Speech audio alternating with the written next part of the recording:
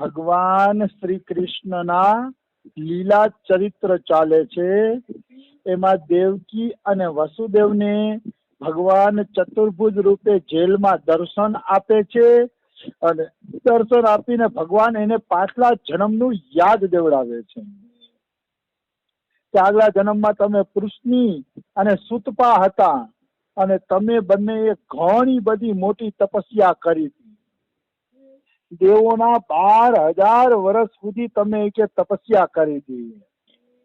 એટલે હવે ભગવાન કહે છે તમારી અભિલાષા પૂર્ણ કરવા માટે હું વરદાન દેવા આવ્યો હતો એ જન્મમાં, અને મેં તમને કીધું હતું કે તમારી જે કાંઈ ઈચ્છા હોય એ મારી પાસેથી માગી લ્યો, હું તમને આપવા માંગુ છું.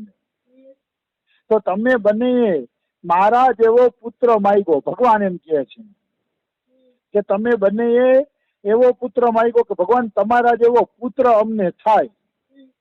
તો ત્યાં સુધી આ લોકોએ તપસ્યા જ કરેલી હતી, વિષય ભોગ સાથે એમનો કોઈ સંબંધ હતો નહીં. એટલે ભગવાન કે મારી માયાથી મોહિત થઈને તમે મોક્ષ ન માંગ્યો પણ મારા જેવો દીકરો માંગ્યો. હવે આમાં એવું છે, સર્વશ્રેષ્ઠ વરદાન તો એ જ છે કે ભગવાનની સેવા મળે, અને ભગવાનની સેવાથી મોટું વરદાન એ કઈ નથી. તો આ લોકોએ ભગવાનની સેવા અને મોક્ષ ન માંગ્યો, પુત્રનું વરદાન માંગ્યું. ભલે તો ભગવાન જેવો પુત્ર માગી લીધો એટલે 3 જન્મ સુધી ભગવાન પુત્ર બનીને આવ્યા, પછી એનો ઉદ્ધાર પણ થઈ ગયો, પણ તોય 3 જન્મ લેવા તો પડ્યા ને. મોક્ષ માંગ્યો હોત તો પછી એકેય જન્મ એને લેવો પડત નહીં. પણ આમાંય ભગવાનની લીલા હોય, કારણ કે ભગવાન પણ એવું પાત્ર ગોતે છે કે હું કોના પેટે જન્મ લઉં. ઈશ્વર પણ આવું પાત્ર ગોતતો હોય છે. એટલે આવા પાત્રને ભગવાન જ માયા નાખી અને ભૂલાવી દે અને આવા વરદાન મંગાવી દે, જેથી ભગવાનને જન્મ લેવા માટે ભૂમિકા તૈયાર થઈ જાય. જન્મ લેવા માટે ભગવાનને એક પાત્ર તૈયાર થઈ જાય. તો કે તમે મારા જેવો પુત્ર માંગ્યો એટલે ભગવાન કે મેં વિચાર્યું કે સંસારમાં મારા જેવો શીલ, સ્વભાવ, ઉદારતા અને ગુણ સમાન બીજો કોઈ છે જ નહીં મારા જેવો. એટલે મેં નક્કી કર્યું કે હું પોતે જ તમારો દીકરો બની શકી. એટલે પેલા જન્મમાં તમે પૃષ્ણી અને સુતપા હતા ત્યારે હું તમારો દીકરો પૃષ્ણી ગર્ભ બનીને આવ્યો હતો, ત્યારે મારું નામ હતું પૃષ્ણી ગર્ભ. અને બીજા જન્મમાં તમે અદિતિ અને વસુદેવ હતા. ના, તમે અદિતિ હતા અને વસુદેવ કશ્યપ ઋષિ હતા. અને ત્યારે હું તમારો પુત્ર વામન બનીને આવ્યો હતો અને મારું નામ ઉપેન્દ્ર પણ હતું, પણ હું ઢીચકો હોવાના કારણે, નાનો હોવાના કારણે બધા લોકો મને વામન કહીને બોલાવતા હતા. એટલે વામન ભગવાનનો અવતાર થઈને તમારા ઘરે આવ્યો. અને પછી કહે છે સતી દેવકી અને વસુદેવ, અત્યારે 3જા જન્મમાં હું કૃષ્ણ બનીને તમારો દીકરો થઈને આવ્યો છું. ફરીથી હું કૃષ્ણ બનીને તમારો દીકરો બનીને આવ્યો છું, કારણ કે મારી વાણી સર્વદા સત્ય થાય છે. મતલબ ભગવાન જેલમાં વસુદેવને એટલે યાદ દેવડાવે છે કે યાદ દેવડાવીને કહે છે કે 3 જન્મ હું તમારો પુત્ર બન્યો, એટલે મારી વાણી મેં સાચી કરી દેખાડી. એમ ન માનતા કે વરદાન મળ્યા પછી હું ભૂલી ગયો છું. નહીં, મારી વાણી હું સાચી કરીને દેખાડું છું કે આ 3 જન્મ સુધી હું તમારો પુત્ર બનીને આવ્યો. આવું ભગવાને યાદ દેવડાવ્યું, કારણ કે ભગવાન કોઈનું ઋણ રાખવા માંગતા નથી, એટલે ભગવાન આવું બધું યાદ દેવડાવે છે. અને અહીંયા લખ્યું કે તો પછી ઓલાવે તો એક જ જન્મ માટે માંગ્યું હતું તમારા જેવો પુત્ર થાય, તો ભગવાન 3 જન્મ એના પુત્ર બનીને શા માટે આવ્યા? તો અહીંયા એક નિયમ છે કે જયારે એને માંગ્યું કે અમને તમારા જેવો પુત્ર થાય, ત્યારે ભગવાને વિચાર્યું કે મારા જેવું બીજું કોઈ છે જ નહીં. તો મારા જેવું બીજું કોઈ છે જ નહીં તો મારું વરદાન ખોટું પડી ગયું. હું કોને આનો પુત્ર બનાવું, કારણ કે મારા જેવું તો કોઈ છે નહીં. અને જયારે કોઈને હું આપીશ એમ કહીને ન આપી શકીએ તો તમારે 3 ગણી વસ્તુ એને ઈ આપવી પડે, ત્યારે તમે એના ઋણમાંથી મુક્ત થાવ. એટલે ભગવાને વિચાર્યું કે મેં એને આપવાનું વરદાન તો આપી દીધું છે, પણ હજી સુધી કાંઈ આપ્યું નથી. એટલે હવે 3 જન્મ હું જ એના ઘરે જન્મ લઈ અને 3 ગણો જન્મ લઈ અને મારા ઋણને પૂરું કરી. એટલે ભગવાન 3 જન્મ સુધી આ લોકોના ઘરે જન્મે છે, નહીતર આ લોકોએ તો વરદાન એક જ જન્મ માટે માગ્યું હતું. પણ ભગવાન 3 જન્મ એટલા માટે લે છે કારણ કે ભગવાને જોયું કે હું આપી નથી શક્યો, એટલે મારે આને 3 ગણું આપવું પડે. આવી વસ્તુ છે. પછી ભગવાન આગળ બહુ મસ્ત વાત કરે છે કે મેં તમને આ ચતુર્ભુજ રૂપ એટલા માટે દેખાડ્યું છે કે તમને મારા આગળના અવતારોનું સ્મરણ થઈ જાય. જો હું એવું ન કરું તો કેવળ મનુષ્ય શરીરથી મારા અવતારની ઓળખાણ થતી નથી. ભગવાન કે મારે આવું કરવું પડ્યું, આવું ન કરું ને તો ખાલી મનુષ્ય શરીર દ્વારા અવતારની ઓળખાણ થતી નથી. મતલબ મનુષ્ય શરીરમાં તમે મને ઓળખી શકો નહીં. આપણે માનો અમારા બાબા છે કે રમેશ બાબા છે, બધા એને ભગવાનનું સ્વરૂપ જ માને છે કે ભગવાનનું સ્વરૂપ જ બની ગયા છે, પણ કઈ મનુષ્ય જન્મ લઈને આવ્યા છે તો કેવી રીતે ઓળખી શકી? એ કાંઈક આપણે અનુભવ કરાવે ત્યારે ઓળખી શકી. એટલે ભગવાન પણ એમ કહે છે કે હું સાક્ષાત ભગવાન પણ મનુષ્ય બનીને આવું છું, એટલે કોઈ મને ઓળખી શકતું નથી. હું ઓળખાણ કરાવું તો જ એ ઓળખી શકે છે, નહીતર ભગવાનને કોઈ ઓળખી શકતું નથી. એટલે ભગવાન વિષ્ણુ એમ કહે છે કે મેં તમને આ એટલે જ દિવ્ય દ્રષ્ટિ આપી, મારા દર્શન એટલે જ કરાવ્યા કે તમે મને હરખી રીતે ઓળખી શકો. આવી વસ્તુ છે. પછી ભગવાન શું કહે છે, તમે બંને મારા પ્રતિ પુત્ર ભાવ રાખજો અને બ્રહ્મ ભાવ પણ રાખજો. મતલબ દીકરાનો ભાવ રાખજો અને બ્રહ્મ ભાવ એટલે હું ભગવાન છું એવો ભાવ રાખજો. તો આ રીતે વાત્સલ્ય, સ્નેહ અને ચિંતન દ્વારા તમે મારા પરમ પદને પ્રાપ્ત કરી લેશો. આ શ્લોકમાં પણ દિવ્ય વાત છે કે ભગવાનને પુત્રય માનવાનો છે અને ભગવાનય માનવાનો છે. બે માનીને પ્રેમ કરવાનો છે, ત્યારે તમારો ઉદ્ધાર થશે.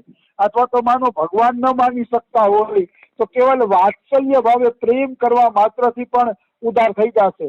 કારણ કે સામે સાક્ષાત ભગવાન કૃષ્ણ છે, એટલે કૃષ્ણને પ્રેમ કરવા માત્રથી જ એનો ઉદ્ધાર થઈ જાય છે. એમાં કોઈ એટલે કોઈ પણ પ્રકારની શંકા નથી. હાલો ને આ દેવકી ને અને વસુદેવને તો દિવ્ય સ્વરૂપે દેખાડ્યું, પણ જશોદાને અને નંદબાબાને તો કેવડા મોટા થયા ત્યાં સુધી કાંઈ દિવ્યતા દેખાડી નહોતી. તો એ પુત્ર સ્નેહ, કૃષ્ણને પુત્ર માનીને ભવસાગર પાર થઈ ગયા. શું કામ? તો કે પુત્ર નાતે પ્રેમ કરતા હતા, એ હતા તો ભગવાનને, એટલે એ પુત્ર નાતે પ્રેમ કરતા હતા તો ભવસાગર પાર થઈ ગયા. નંદ અને જશોદા, હાલાકી જશોદાને મુખમાં બ્રહ્માંડ દેખાડ્યું હતું ભગવાને, બહુ મોટા બધા બ્રહ્માંડના દર્શન કરાવ્યા હતા ભગવાને, પણ પછી માયાથી ભૂલવી દીધું. એટલે એને કોઈ દી નથી માન્યું કે આ ભગવાન છે. હંમેશા એમ જ માન્યું હતું કે આ અમારો દીકરો છે, તોય કલ્યાણ થઈ ગયું. કારણ કે કૃષ્ણ અમૃત સ્વરૂપ છે, એને કોઈ પણ ભાવે પ્રેમ કરો, એને ભગવાન છે એવું જાણ્યા વગર પ્રેમ કરો ને તોય કલ્યાણ થઈ જાય. કારણ કે અમૃતને કોઈ જાણતા અજાણતા પીવે તોય એ અમર બની જાય છે. એવી જ રીતે ભગવાનને કોઈ જાણે તોય ભલે ને ન જાણે તોય ભલે, ભગવાનને કોઈ પ્રેમ કરશે એટલે કલ્યાણ થઈ જશે. કારણ કે ભગવાન અમૃત સ્વરૂપ છે. આવી વસ્તુ છે. તો ભગવાન આટલું કહીને બે જણાને દર્શન આપીને ભગવાન વિષ્ણુ ચૂપ થઈ ગયા. પછી વસુદેવ દેવકીએ જોયું કે વિષ્ણુ ભગવાન આસ્તેજથી અદ્રશ્ય થઈ ગયા અને વિષ્ણુ ભગવાનની જગ્યાએ એક નાનકડું તાજું જન્મેલું બાળક ત્યાં આવી ગયું. સાક્ષાત વસુદેવ દેવકીએ જોયું કે વિષ્ણુ ભગવાન અદ્રશ્ય થઈ અને એક નાના બાળકના રૂપમાં આવી જાય છે. અને વસુદેવ અને દેવકી એકબીજા તરફ જુએ છે અને દેવકી ઈશારો કરે છે કે ઝડપથી આ બાળકને કોઈ પણ રીતે અહીંથી લઈ જાઓ, નકર કંસને ખબર પડશે તો મારા પેલા બાળકોને મારી નાખશે. એટલે કોઈ પણ રીતે આ બાળકને લઈ જાવે. એટલે હવે વસુદેવ કઈ રીતે લઈ જાય, એ બિચારા બેડીઓમાં બંધાયેલા હતા. પણ કૃષ્ણ ભગવાને એને પ્રેરણા કરાવી ને એટલે એને ઈચ્છા કરી કે મારે આને લઈ જવો છે. એવી ઈચ્છા કરી ને ત્યાં જ એને બધા ઉપાય સૂજવા માંડ્યા. ધડ કરતી હાથમાંથી બેડી તૂટી ગઈ અને તરત જ વસુદેવે એક ટોપલો લઈ લીધો. તો વસુદેવ ટોપલો લઈને હાલતા થાય છે, કૃષ્ણને એમાં બેસાડીને. ઈ જ સમયે નંદની પત્ની યશોદાને પણ એના ગર્ભમાંથી યોગ માયાનો જન્મ લે છે. અને ઈ યોગ માયા ભગવાનની શક્તિ હોવાના કારણે ઈ પણ જન્મ મૃત્યુ રહિત છે, દિવ્ય છે યોગ માયા પણ. તો ઈ યોગ માયાએ જન્મ લીધો એટલે જન્મ લેતા વેત જ યોગ માયાએ શું કર્યું? તરત જ જન્મ લેતા વેત જ યોગ માયાએ દ્વારપાળ અને મથુરા નગરના જેટલા વાસીઓ હતા એની ઇન્દ્રિયની વૃત્તિઓની ચેતના હારી લીધી અને બધાય અચેતન બનીને સુઈ ગયા. મતલબ આખું મથુરા થી લઈને ગોકુળ સુધી જેટલો એરિયો હતો એ બધા એરિયાને યોગ માયાએ સુવડાવી દીધા. એ બધા સુઈ ગયા. યોગ માયા એને સુવડાવી દીધા કારણ કે ઈશ્વરની ઈચ્છા જ એવી હતી અને ઈશ્વરની ઈચ્છા તો બધા માને છે, યોગ માયાને માનવી પડે છે, આવી વસ્તુ છે.